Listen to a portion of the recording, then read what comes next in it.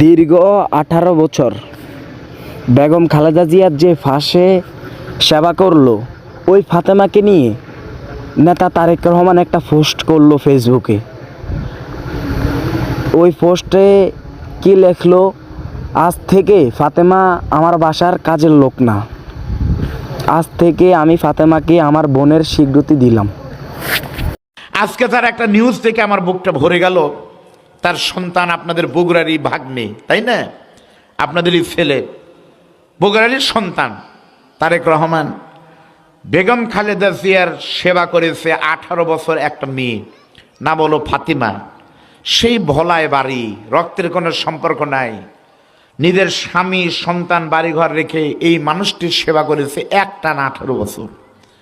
শুধু বাইরে থেকে সেবা করেছে তা না, এমনকি জেলে তখন গিয়েছিল, জেলখানার ভিতরেও তখন ওই মেয়েটা কিন্তু তার সেবা করেছে।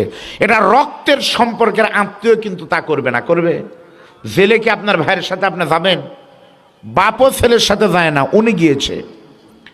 করোনা যখন হলো, করোনার ভিতরে মা বাবাকে ধরেনি, পিতা সন্তানের লাশ হয়নি, সেই সময় মেডিকেলে এই মহিষী নারীর সাথে ওই মেয়ে ফাতেমা ছিল। লন্ডন থেকে শুরু করে কারাগার পর্যন্ত কোনোদিন ছাড়ে নাই, রক্তের সম্পর্ক নাই। বিপদের সময়, অনেক কষ্টের সময় ছিল। আজকে যখন বেগম খালেদা জিয়া মারা গেছে, এই মেয়েটি চোখের পানি ফেলায় থাকতেই পারতেছে না, বারবার মূর্ছা যাচ্ছে, অজ্ঞান হয়ে যাচ্ছে। কি সম্পর্ক? আজকে দেখলাম জনাব তারেক রহমান ঘোষণা দিয়েছে যে আমার মা নাই। যখন আমি দেশে ছিলাম না, আমার মা ছিল, আর আমি আজকে দেশে এসেছি, আমার মা নাই। আমার মাকে কোনোদিন পাবো না, কিন্তু 16 বছর 18 বছর মায়ের সেবা করার কারণে ওই কাজের মেয়ে ফাতেমার শরীর থেকে আমার মায়ের ঘ্রাণ আমি পাই।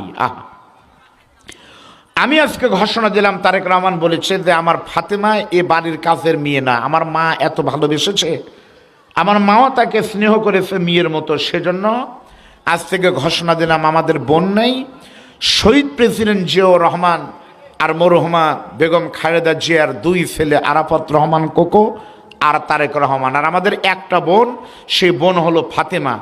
একেবারে নিজের বোন হিসেবে যে যে অধিকার পাইত, সেই অধিকার জিয়া পরিবারের পক্ষ থেকে তাকে আজকে বোন ঘোষণা দেওয়া হয়েছে। বলেন আল্লাহু আকবার। কি সুন্দর কথা! সে বলেছে আজ থেকে সে আমার বোন, আমাদের সম্পদ, আমার বাবা মার সম্পদ ভাগ করে বোন হিসেবে যা পায় সম্পূর্ণটা সে পাবে। কোরআন বলেছে লা ইন শাকারতুম লা আযীদান্নাকুম ওয়া লা ইন কাফারতুম ইন্না আযাবী লাশাদীদ। কেউ যদি শুকর করে আল্লাহ নিয়ামত বাড়িয়ে দেয়, আমরা তার জন্য দোয়া করি আল্লাহ তাআলা যেন এই মানুষটার কবরকে